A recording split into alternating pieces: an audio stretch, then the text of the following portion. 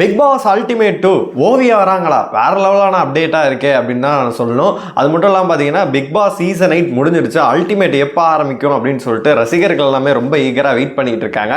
ஒரு சில காரணங்களால தான் பார்த்தீங்கன்னா பிப்ரவரி வந்து பார்த்தீங்கன்னா செகண்ட் வீக் அல்லது தேர்ட் வீக்குள்ளே பார்த்தீங்கன்னா ஸ்டார்ட் பண்ணுறதா ஒரு நியூஸுமே இருக்குது. எதனால் இவ்வளோ தள்ளி போகிறாங்க, அது மட்டும் இல்லாமல் இன்ட்ரெஸ்டிங்கான பர்சன்லாம் வர போகிறாங்க. சீசன் 8லேருந்து நீங்கள் எதிர்பார்க்காத ஆட்கள்லாம் உள்ளே வர போகிறாங்க. அல்டிமேட் 2 கண்டிப்பாக வந்து கண்டென்ட்டுக்கு பஞ்சமே இருக்காரு, வேற லெவலில் இருக்கும் அப்படின்னு தான் சொல்லணும். என்னென்ன நடக்க போகுது அப்படின்னு சொல்லிட்டு நம்ம ஃபுல்லாகவே பார்த்துடலாம். அதாவது பார்த்தீங்கன்னா அல்டிமேட் வந்து எப்போதும் வந்து போன சீசன் வந்து ஃபஸ்ட்டு சீசன் நினைக்கிறேன், அது பார்த்தீங்கன்னா முடிஞ்சோடனே வந்து 5ஆவது சீசன் முடிஞ்சோடனே வந்து 30ஆம் தேதி உடனே ஆரம்பிச்சிட்டாங்க. இந்த சீசன் ஏன் வந்து இவ்வளோ லேட் பண்ணுறாங்க அப்படின்னு சொல்லி கேட்டால், அதாவது ஒரு சில காரணங்களால டிஆர்பி ரொம்ப மங்கி போய் கிடக்கு, ஏதாச்சும் தேர்த்தியே ஆகணும் அப்படின்னு சொல்லிட்டு தான் பார்த்தீங்கன்னா பிளான் பண்ணிட்டு இருக்காங்க. அதுவும் பிக் பாஸ் வந்து இன்னைக்கு ஞாயிற்றுக்கிழமை முடியுதுன்னா திங்கக்கிழமையிலேருந்தே பார்த்தீங்கன்னா செட்டெல்லாம் பிரித்து வேலை பார்க்க ஆரம்பிச்சிட்டாங்க. அல்டிமேட்டுக்கான விஷயங்களும் போயிட்டு இருக்கு. இப்போ பார்த்தீங்கன்னா பிக் பாஸ் கொண்டாட்டம் வந்து இந்த மாதம் 31ஆம் தேதி வந்து நடக்க போகுது. அதுக்கப்புறமேட்டு அதை டெலிகாஸ்ட்டும் பண்ணிடுவாங்க. அதுக்கப்புறம் குக் வித் கோமாளி வந்து கிடையாது, அதனால தான் பிக் பாஸ் அல்டிமேட் வருது அப்படின்ற ஒரு நியூஸ்மே இருக்கு. இதெல்லாம் ஓஞ்ச பிறகு கொஞ்சம் டிஆர்பிலாம் இப்போ இன்டர்வியூஸ் எல்லாமே போயிட்டு இருக்கு.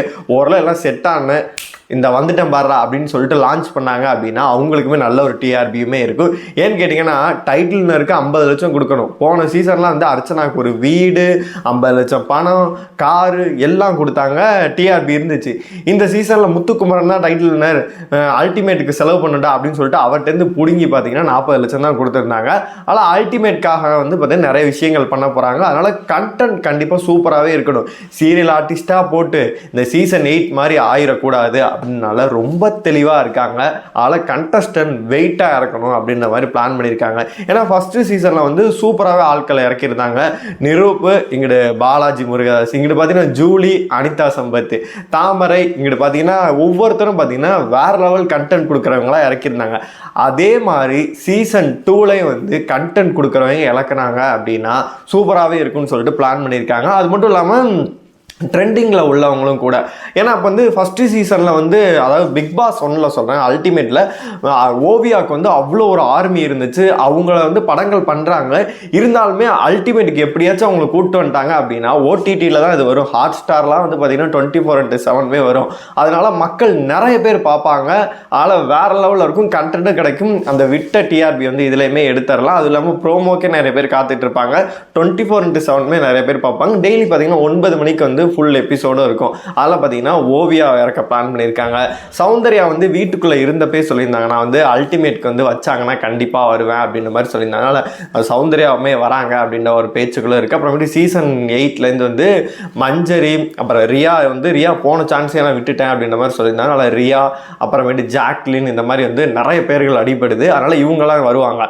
அப்புறமேட்டு 5 சீசன்லேருந்து முன்னாடி சீசனில் வந்து வந்தவங்களெல்லாம் விட்டுட்டு ஒரு வந்து கான்ட்ரவர்சி ஏற்படுத்தி, அதாவது கண்டென்ட் கொடுத்து சண்டை போடுறவங்களா இருப்பாங்களா, இப்போ தனலட்சுமியாக இருக்கட்டும், ஒரு சில பேர்கள்லாம் இருப்பாங்களா, அவங்க எல்லாத்தையும் தூக்கி உள்ளே போட்டு வேற லெவல் சம்பவம் பண்ண போகிறாங்க.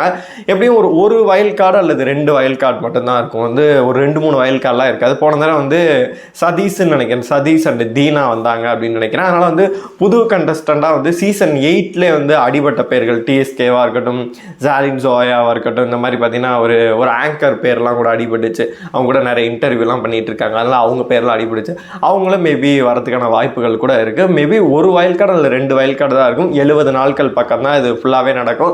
அதனால் நம்மளுக்கு வந்து கண்டென்ட்டுக்கும் பஞ்சம் இருக்காது, வேறு லெவலில் சம்பவமாகவே இருக்கும். இவங்களுக்கு எல்லா விஷயங்களும் என்னை பொறுத்த வரைக்கும் பிக் பாஸ் அல்டிமேட்டில் வந்து பார்த்தீங்கன்னா போன சீசனில் வந்து அந்த கண்டென்ட் கொடுக்குறவங்கலாம் உள்ள தூக்கி போட்டாங்க. ஜூலி, வனிதா, அந்த மாதிரிலாம் தூக்கி போட்டுக்கிட்டு இருந்தாங்க. அதே மாதிரி இந்த சீசன்லேயும் பார்த்தீங்கன்னா இப்போ அவங்கள தவிர வேறு யாரெல்லாம் கண்டென்ட் கொடுத்துட்டு இருந்தாங்க. இப்போ ஆர்ஜே ஆனந்தியாக இருக்கட்டும், சீசன் பாதியில் கோல் மூட்டி வேலையை பார்த்தாங்க அப்படின்னு சொல்லிட்டு அவங்க மேலே ஒரு நெகட்டிவுமே இருக்குது. அதை வந்து பாசிட்டிவாக மாற்றலாம். அதே மாதிரி சௌந்தர்யா அவர்களுக்கு பார்த்தீங்கன்னா பிஆர் வச்சு தான் ஜெயிச்சாங்க அப்படின்ற மாதிரி பார்த்தீங்கன்னா நிறைய வந்து அவங்க டாக்ஸ் எல்லாம் போயிட்டுருக்கு. அது எல்லாத்தையும் உடச்சி வந்து இந்த சீசனில் அவங்க மாற்றினாங்க. அல்டிமேட்டில் வந்து அவங்க வேறு மாதிரி கொண்டு போனாங்கன்னா தெரியவே இல்லை. கண்டிப்பாக பண்ணுவாங்க அப்படின்னு தான் நினைக்கிறேன். அதாவது இன்னொரு டாக்குமே இருக்குது. அதாவது சௌந்தர்யா அண்டு விஷ்ணு சீசன் 8ல் வந்து அந்த கடைசி நாள் வந்து பேரண்ட்ஸ் ஃப்ரீ டாஸ்க்லாம் வந்தாங்க. அதுவே வேறு லெவலில் இருந்துச்சு. சப்போஸ் சௌந்தர்யா மட்டும்தான் வருவாங்க. சப்போஸ் விஷ்ணு 2 பேர்த்தில் யாராச்சும் ஒரு ஆள் தான் வரணும். சப்போஸ் 2 பேருமே உள்ளே வந்தாங்க அப்படின்னா வேற லெவலில் இருக்கும். காதல் கண்டென்ட் சொல்லிக்கவே முடியாது, எக்கச்சக்கமாக இருக்கும். ஏன்னா இவர் ஒரு மாதிரி கேம் விளாடுவார் பார்த்தீங்கன்னா, சட்டுன்னு மூஞ்சில் அடித்த மாதிரி பேசிடுவார். தினேஷ்க்கு இவருக்கு எவ்வளோ சண்டைகள் வந்துச்சுனாலும் நம்ம பார்த்துட்டு இருந்தோம். ப்ரோமோ பொறுக்கின்ல ஆரம்பித்து பார்த்தீங்கன்னா அர்ச்சனாக்கு இவருக்கும் வேற லெவலில் சண்டை வந்துச்சு. அப்படி இருக்கும்போது இவருமே உள்ளே வந்தார் அப்படின்னா கண்டிப்பாக சௌந்தர்யாவுக்கு வந்து வெளியிலேருந்தே அவ்வளோ சப்போர்ட் பண்ணிட்டு இருந்தார்.